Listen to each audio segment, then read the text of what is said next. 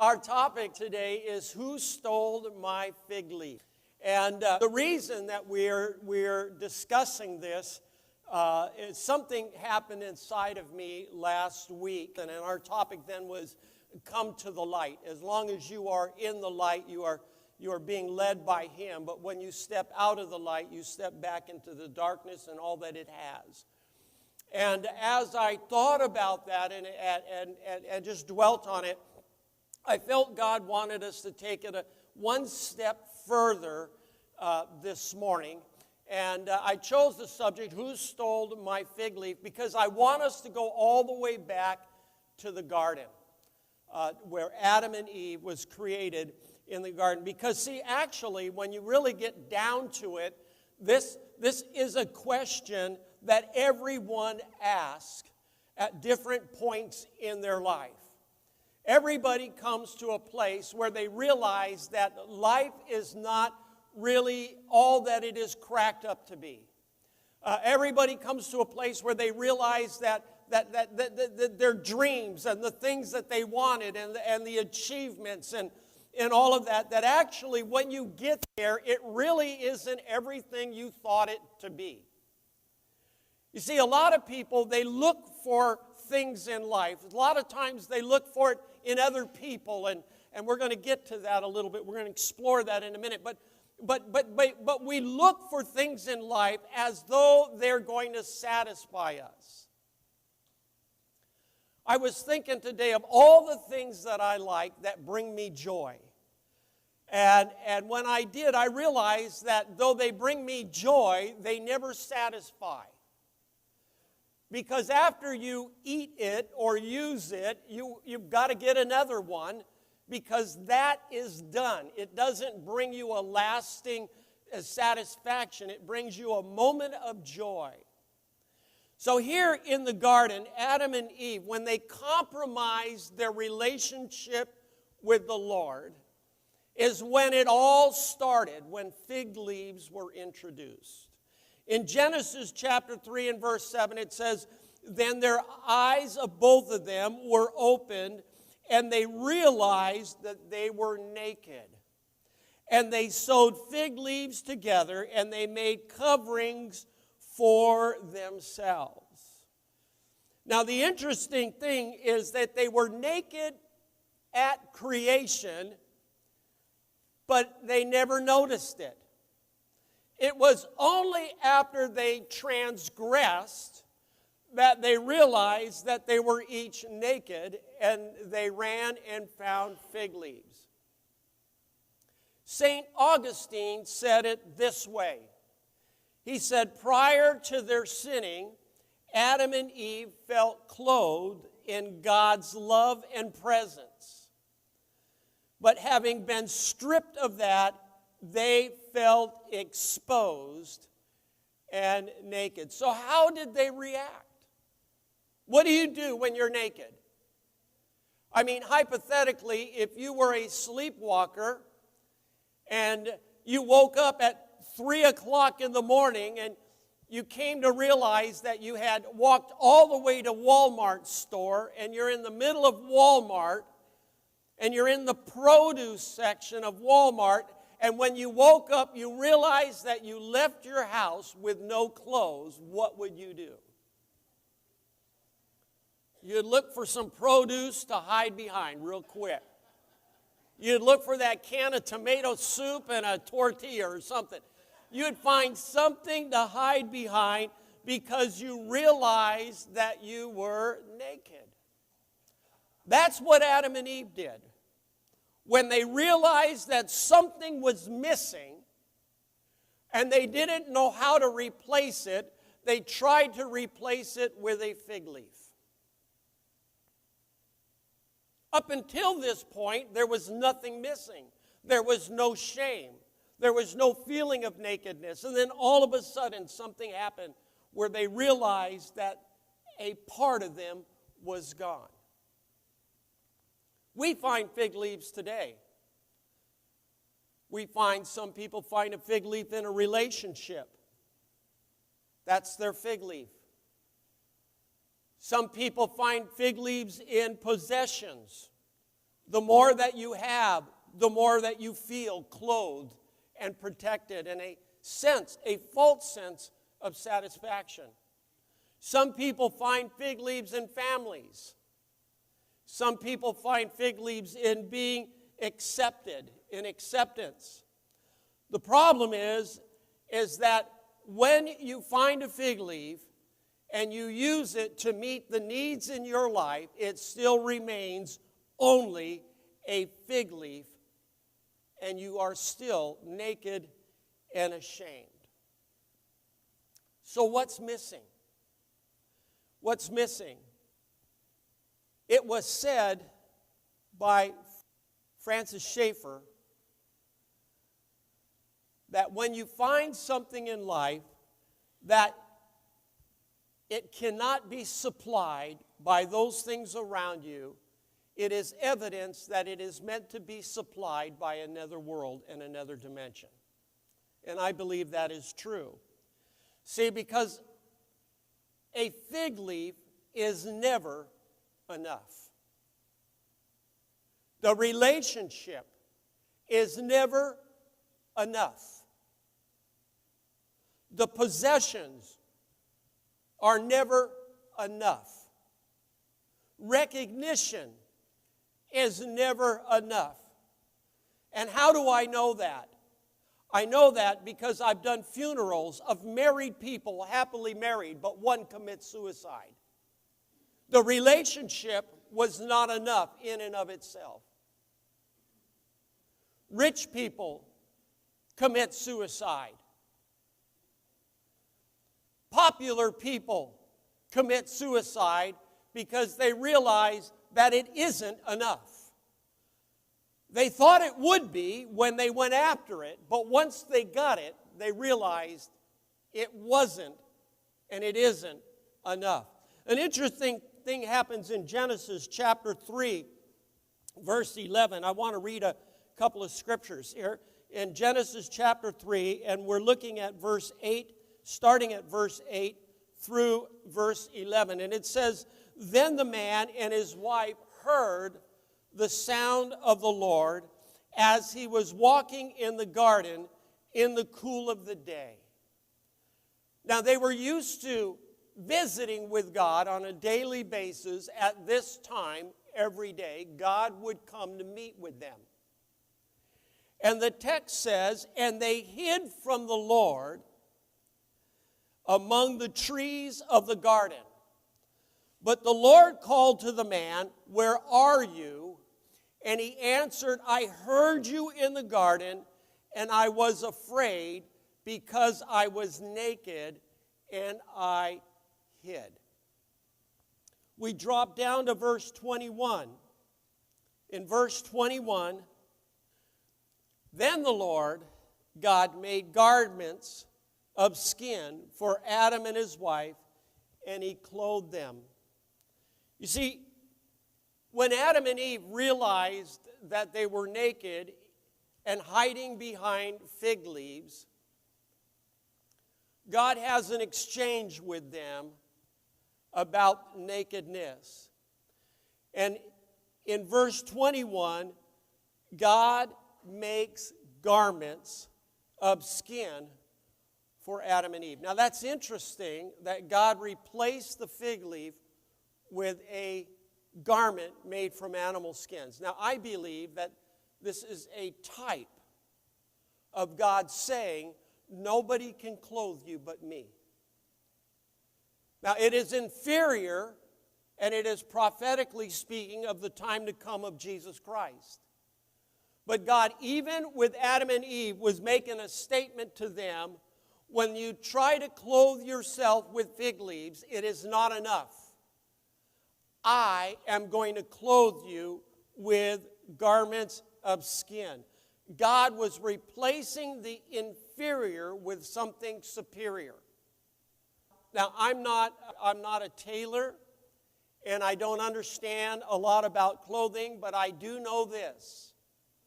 I know that there was a time in my life when I went into a business that men dressed in fine tailor-made custom suits. And I realized that in looking at the custom suits that they wore, that my suit from Target just didn't look right. And it was time to do an upgrade. And when you buy a Hugo Boss suit or an Armani suit and you wear it, you realize that there is a difference between Armani and Target. Armani feels right. It fits right. It is tailored right. It wears right. It looks right. Target doesn't fit right. It don't even look right. One sleeve's longer than the other sleeve. The back drap is a little bit too long. It's cut wrong. The shoulders are off. It just doesn't look right. And when you're introduced to what is right, you now can identify what is not right across the room easily. You walk in with a Target suit, and I am not going to say anything. I'm not going to degrade you. I'm not going to make fun of you. But I know it a mile away, because once you taste of the fine suit, you can spot the cheap.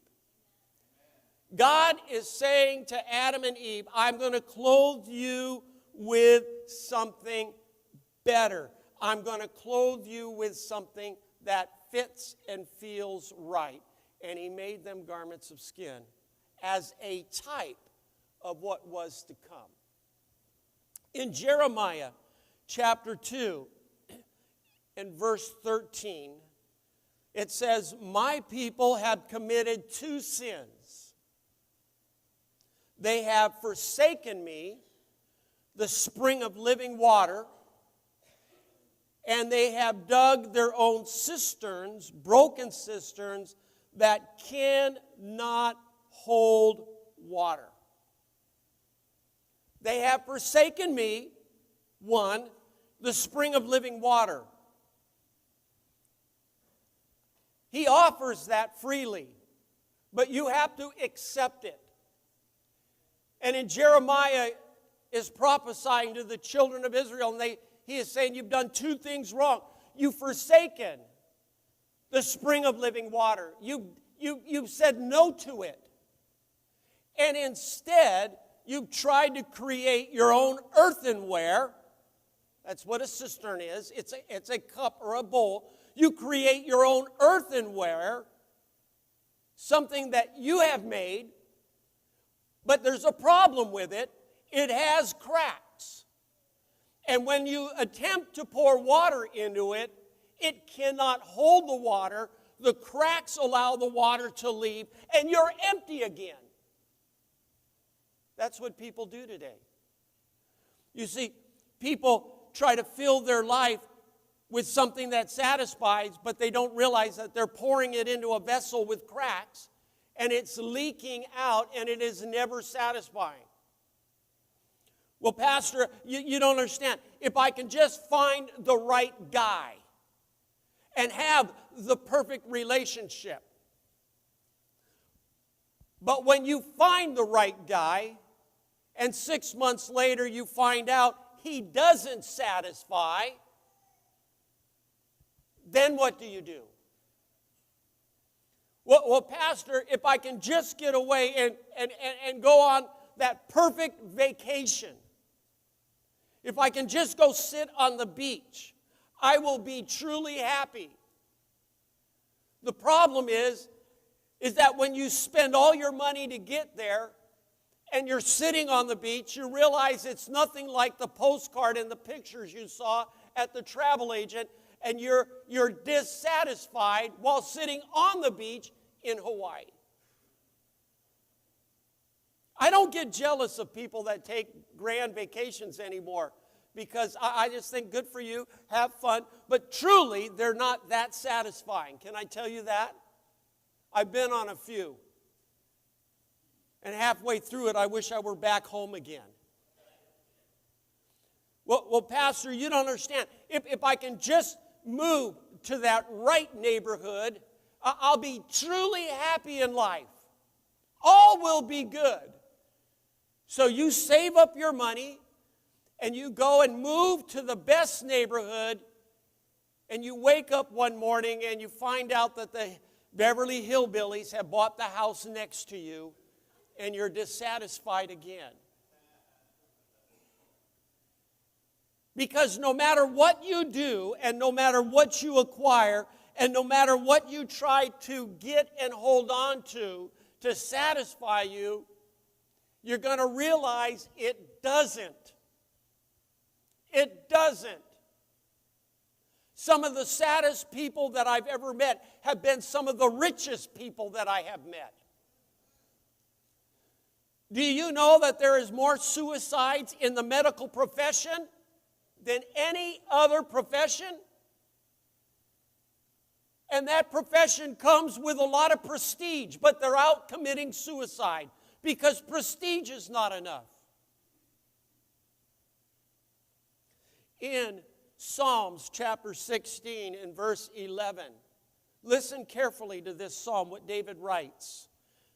David says, "Thou wilt make known to me the path of life, and in your presence is fullness of joy, and in your right hand are pleasures forever."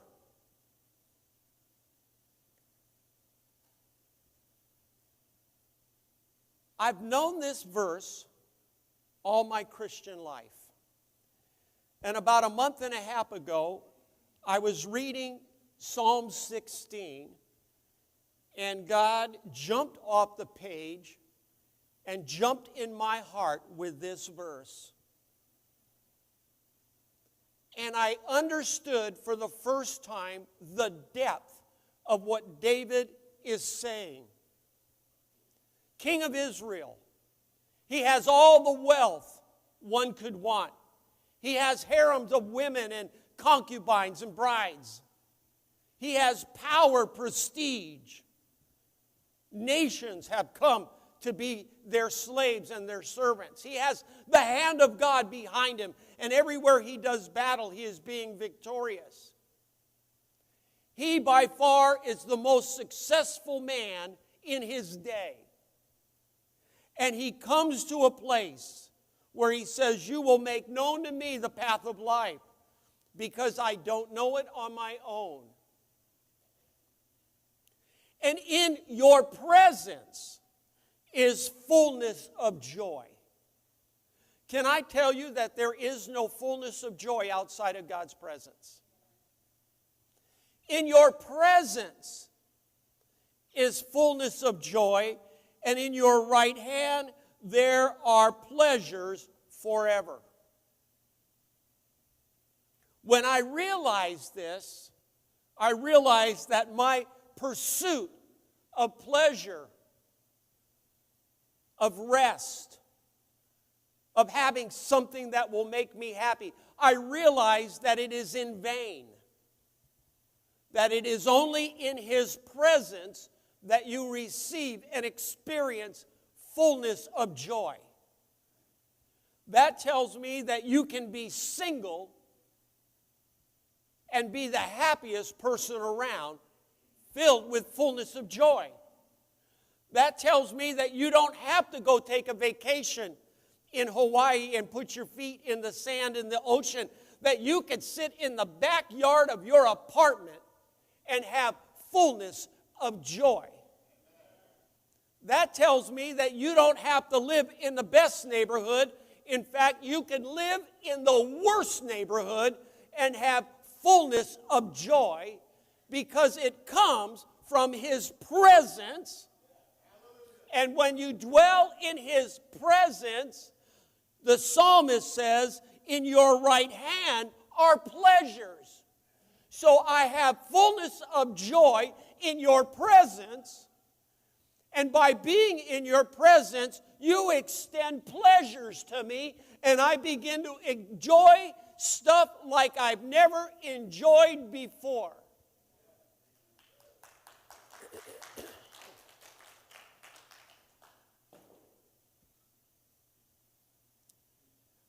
Deborah asked me yesterday, I was sitting and I was just spending some quiet time, just sitting.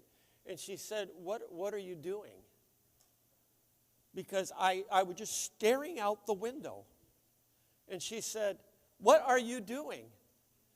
And I said, I'm watching palm trees. She's thinking, you are crazy. Why are you watching palm trees? Because I'm in His presence. And He is extending a pleasure. And I sat there looking at those big palm trees. It was windy and they were moving and rustling. And I just found so much pleasure in palm trees. I don't like palm trees. But I started thinking, God, what a wonderful creation you've made. Look at those things. They're just so beautiful. And I don't like palm trees. I don't like plants really at all. But I found a pleasure in it because it was God's way of saying, you're in my presence. Let me show you something of my creation. I take pleasure in it. Now I'm going to let you take some pleasure in what I've made. It's amazing where you'll find pleasure when you're in God's presence. It's amazing. You can be alone. You can be in the dingiest of places. You could be at Taco Bell and not at a fine-star restaurant. And if you're in His presence, you'll find pleasure because He extends pleasure to you. Amazing to me. Let's read John chapter 4. John chapter 4. I want to take you to a story in the book of Gospel of John chapter 4. And we're beginning at verse 6. This is the story of Jesus and the woman at the well. And we're not going to get into the depth of this. We're going to try to explore it further next week. I want to bring to you next week some of the historic value that's in the text. But right now, I just want to skim through it, and I want to hit a couple of simple things that go along with our topic today.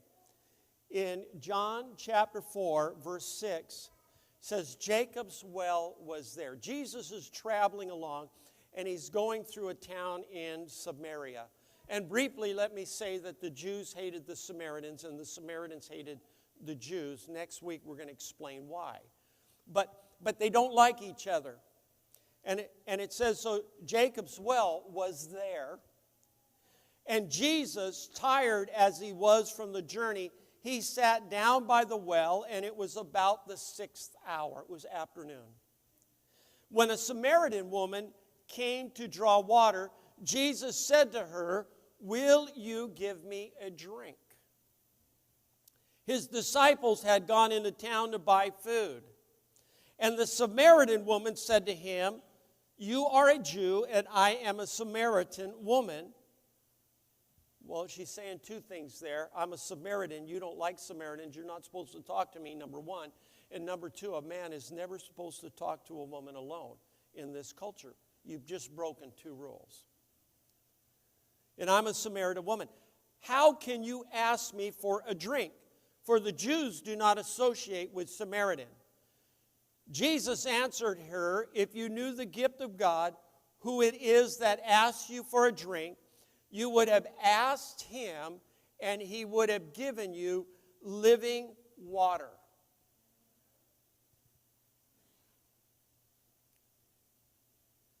Sir, the woman said, you have nothing to draw with, and the well is deep. Where can you get this living water?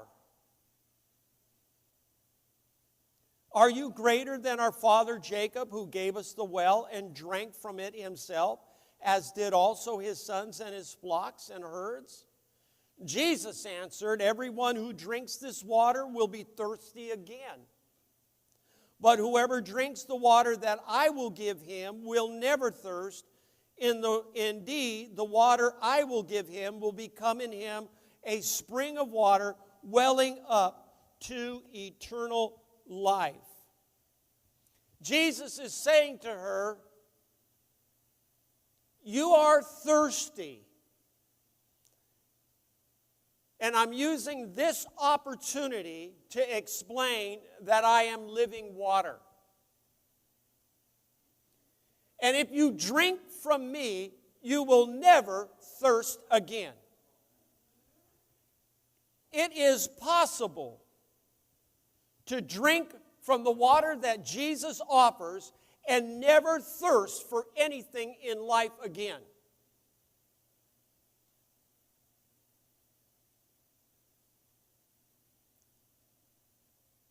Like I said, there are things that I enjoy. I like eclairs. I like Karen's biscottis. I love the ocean. And I like really nice cars. And there are other things that I like. But I don't thirst for them. Give me an opportunity to sit on the beach, I'm going to say yes and thank you. But I don't thirst for it. Because my thirst is being quenched in Jesus Christ, and I don't thirst for anything. There's nothing that I desire that I pant after, because my thirst is quenched in Jesus Christ. We drop down to verse 15, and the story gets really interesting. In verse 15, and the woman said to him, "Sir, give me this water so that I won't be thirsty and have to keep coming here to draw water." He's talking about things that satisfy you. Jesus was talking to her about a spiritual water that quenches all thirst. And he told her, "Go, call your husband and come back." "I have no husband," she replied. When you say you have no husband, the fact is that the man you now have is not your husband, and what you have said is quite true. You have no husband right now. "Sir," the woman said, "I can see that you're a prophet. Our fathers worshipped on this mountain, but the Jews claim that the place where we must worship is in Jerusalem." So he says to her, "Go get your husband." And she says, "I have no husband." He said, "You're telling the truth, because the man that you're sleeping with now is not your husband, but you have had 5 husbands." And then she says, "Whoa, dude, how'd you know that?" "I perceive you're a prophet." Not the Messiah, a prophet. Prophets prophesied. That's how you knew that. You're a prophet. And then she switches it up and she makes it religious. "Sir," the woman said, "I can see you're a prophet. Our fathers worshipped on this mountain, but you Jews claim that the place where we must worship is in Jerusalem."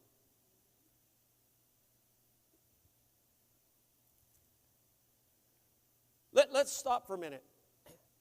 Why did Jesus go from drinking water to go get your husband? Jesus was showing her, you have made relationships your water.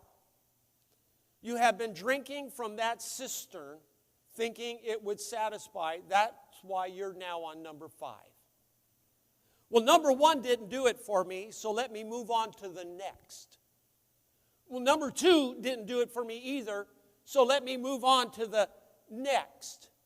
Number 3 didn't do it to me, so let me move on to number 4. Maybe number 4 will do it to me. And now I'm on number 5, and he ain't doing it to me, so I'm sleeping with a guy because I'm doing a trial run. Maybe he'll become number 6. Because I'm looking for that relationship that is going to satisfy me. And Jesus, basically, he is not condemning her. That's interesting. He never says to her, "Woman, you are sinning," though she is committing a sin that in the law required death. In fact, the sin that she is committing required her being stoned. Jesus never says that. He never judges her, because I believe that Jesus understands thirst. Well, Pastor, You don't understand. I've done all these things, and I've been a criminal, and I've been a drug addict. I don't think that Jesus comes up to you for 1 minute and browbeats you and condemns you. He understands thirst. But what he does say to her is, you've been drinking the wrong water. Let me introduce you to the right water, to living water. And when you drink the living water, you'll never be thirsty for that water again. Because the water that I'm going to give you will quench your thirst.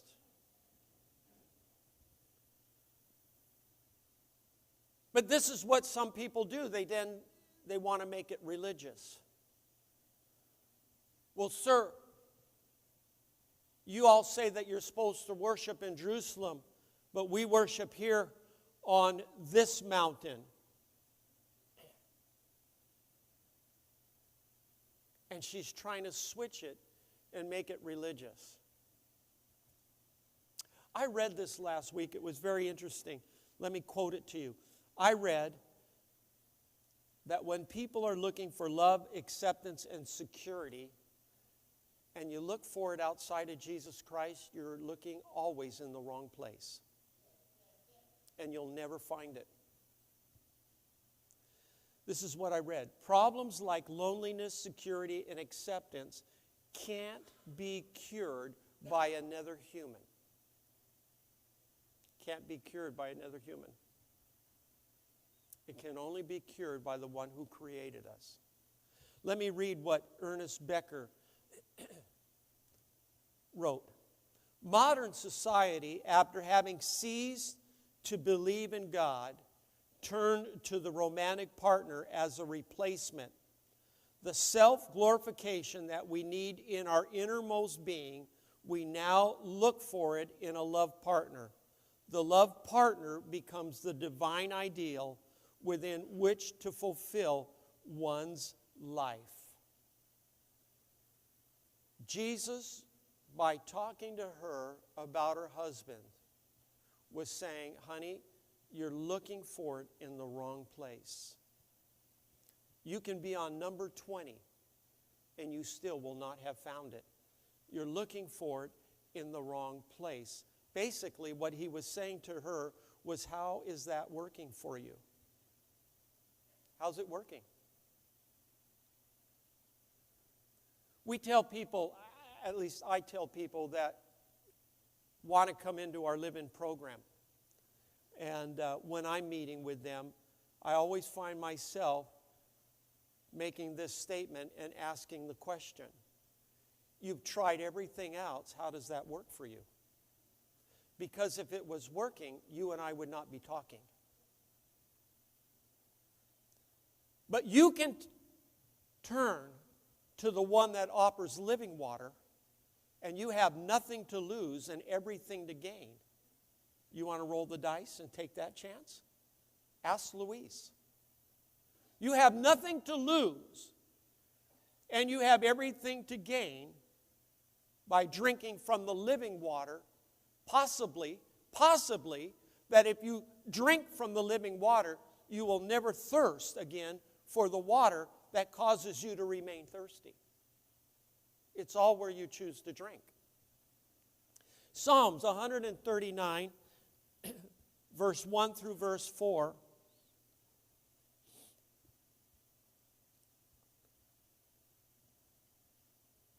says, O Lord, you have searched me, and you know me, and you know when I sit and when I rise. You perceive my thoughts from afar.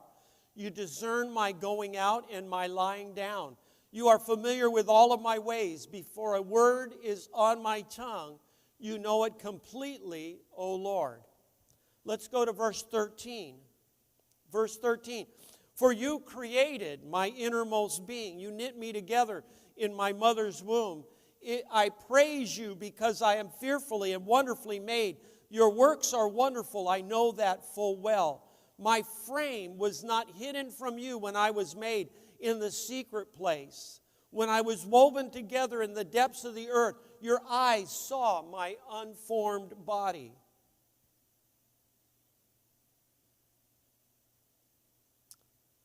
That's what makes abortion such a sin against God. That's just a side note. And all my days ordained for me were written in your book before one of them came to be. How precious to me are your thoughts, O God. How vast is the sum of them. Were I to count them, they would outnumber the grains of the sand. When I awake, I am still with you. Nobody can satisfy you the same as God who created you. He knows you better than anybody else. He knows you better than yourself. He knows your very DNA. And he says, in my presence is fullness of joy for you. And at my right hand are pleasures for you. But they're only in my presence, and they're only at my right hand. They're nowhere else. You can spend a lifetime searching. They are nowhere else. Jesus ends this discussion with this woman. He ends it by saying, when she tried to make it religious, can I tell you that religion will not satisfy a thirst? You can be as religious as you want. You can have all the trappings of religion, and they will not satisfy you. The only thing that satisfies is a relationship with Him. Jesus goes on to say, and he finishes the discussion with her, he says, no, those that worship the Father must worship Him in spirit and in truth. Now that seems a little vague to me, and I had to think about it, and I thought, what does in truth mean? What does worship Him in truth mean? What does that mean? And this is what it means to me. In truth, you come to realize that God isn't number one. Now, some of you be careful. Don't run there yet. God isn't number one. He is the only. There is no one else. You see, if I said to you that in being married to Deborah, if I said to you that Deborah is number one, that would mean that Susie is number two, Jill is number three, Dorothy is number four. But honey, don't worry, you're still number one. Don't worry about it. They're not number one, they're 2, 3, and 4. So when I'm not with number one, I may be with number 3. I could be with number 4. But I always go back to number 1 because that's my number 1. God is saying the truth is that I am exclusive. There is no number 2. There is only God, Jesus Christ, when it comes to satisfying my deep need. He is the only one to produce living water. I love Deborah with all my heart. She is my exclusive outside of God. But can I tell you, she cannot meet all of my needs. She cannot cure all of my loneliness. She cannot give me that which I deeply thirst for. It only comes through Jesus Christ. He said, I am the living water. And I am the only water. You can drink from a lot of places, but you'll be thirsty. You'll realize it doesn't satisfy, and you'll move on to the next. Well, let me try water here. Let me try water over there. Let me go drink from that place. Maybe it will do the trick for me. And you'll come right back to the place where you say, it didn't do a doggone thing for me. And all the while, Jesus is saying, drink from my water and you'll never thirst again. Because I've got living water. Number 2, Jesus said that they have to worship in spirit. And I believe that when Jesus said that we need to worship in spirit, He was saying that we need to worship in full transparency. Why is that important? The same reason that Jesus told the woman she had 5 husbands. She tried to hide the fact. Jesus brought her to a place where she acknowledged she was drinking water from the wrong source.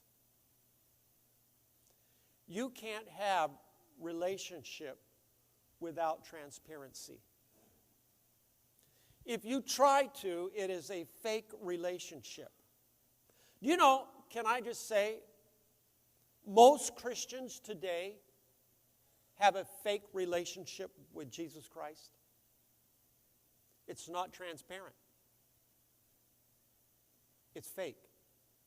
Well, I'll go on Sunday and I'll do my Sunday thing. Even that's fake. Because, oh God, I'm hiding stuff. I'm hiding it from you and I'm hiding it from other people. Because Monday I'm drinking water that doesn't satisfy, thinking it'll do the trick for me. Tuesday I'm off drinking water over here, thinking that'll do the trick. But I don't want to admit it to you, and I don't want to admit it to other people. So I have a fake relationship. Do you know how long a fake relationship would last between Deborah and I if I were seeing somebody else? Can I tell you that if I was dating somebody else and she realized she wasn't the exclusive, I would be dead in a nanosecond. There would be no divorce. There would be no discussion. There would be no counseling. I'm a dead man. There has to be absolute transparency for the relationship to work at this level. Can you imagine what it has to be at that level? She's hiding the fact from Jesus, and Jesus says, no, you've got 5. You're going on number 6. How's it working for you? And it's only at that point where she is worshiping now in spirit and in truth. I acknowledge that you are living water. And I acknowledge I've been drinking from the wrong water sources. And I'm asking you, quench my thirst so there is no thirst to go back to that source. When you become transparent, it's at that point the relationship is prime for living water. All right, let me break it down and be honest. If you're here and you're addicted, don't hide the fact. Don't hide the fact. Don't hide it from you. Don't hide it from him. I would invite you to say, you know, God, I'm addicted. I've been drinking water from the wrong source, thinking it would do something for me, and it's messed me up. But I'm transparent. And I want you to give me living water, because if you give me living water, I won't thirst for that again. You know why people keep thirsting for it? They never drink the living water. Do you know that you can go to church every week and never drink living water, and you'll still go out and thirst for the wrong again? Well, Pastor, I mean, I hit the pornography Monday, Tuesday, Wednesday, Thursday, Friday.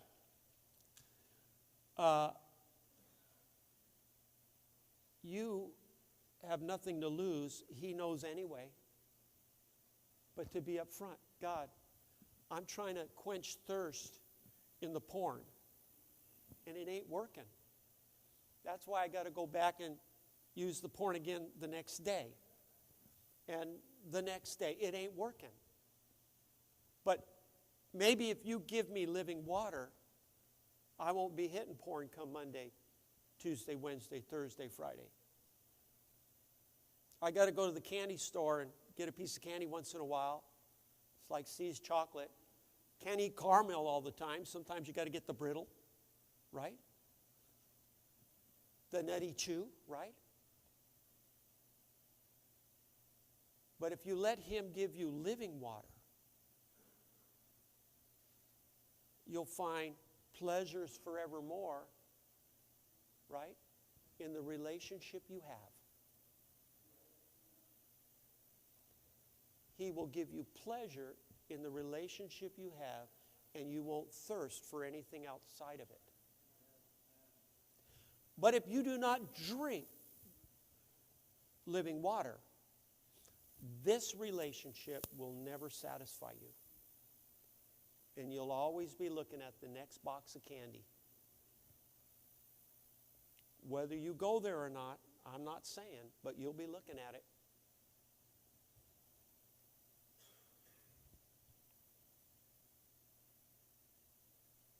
I've gone through periods of my life, even in the ministry, where I've not let the water satisfy. Success became my go-to for satisfaction. It's like somebody said, what if you climb the ladder of success and find it's leaning on the wrong building?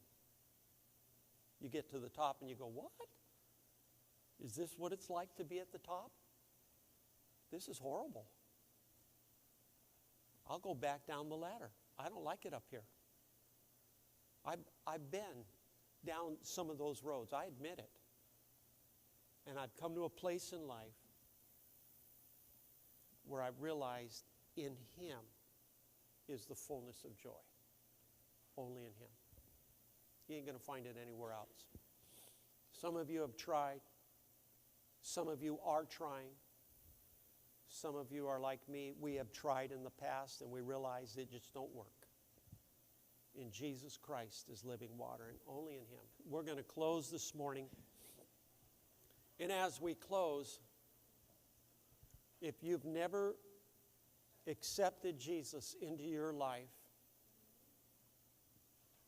you know, I was having a conversation, and I've had this conversation a few times. People say, some of my friends in the ministry, they like to tell me on special occasions like Easter, they like to tell me, well, we had 30 people raise their hand and accept Jesus. Another church, well, we had 200 come down front, church and 20,000 people. 200 people come down front and accept Jesus as their Savior. And I think that's all good. I really don't care. Because I'm not asking you to raise your hand. And I'm not asking you to come down front. Because sometimes, can I be honest, sometimes that's cheap. Well, I'll just take 20 steps down front and I'll raise my hand and it'll all be good. But Monday I'm going to go back and drink that bad water. What I'm asking you to do, and you do not know Jesus, I'm asking you to make a decision today in your heart that as far as me, this day forward, I'm going to start drinking from living water. And I'm going to trust it to satisfy me, not to thirst for the other water. Those of you that have made a decision in the past, but you find yourself still drinking from the wrong source of water, you still go back there, I'm going to make a challenge to you that you make a decision. God, I acknowledge the fact that in you is fullness of joy, nowhere else. And I'm going to focus on my relationship with you, fullness of joy. And in doing so, I will never thirst for that other stuff again. And those of you that have made Him your living water and your go-to and your fullness of joy, I'm going to challenge you to keep pressing in because there's more. There are pleasures at His right hand. There are pleasures He's not shown you yet. And the more you press in, oh my gosh, the more you begin to see, experience, and feel. I'm telling you, I've been there, done it, and I am telling you, it is though I just let Jesus in my heart this morning. I'm experiencing new stuff I've never experienced, and I'm like, oh my God, where has all this been? Why didn't I never knew this before. I didn't know I could feel this. I'm experiencing new. That's why Jesus said, I will give you joy like the world can't give. And it's always changing and being renewed. It never gets stale.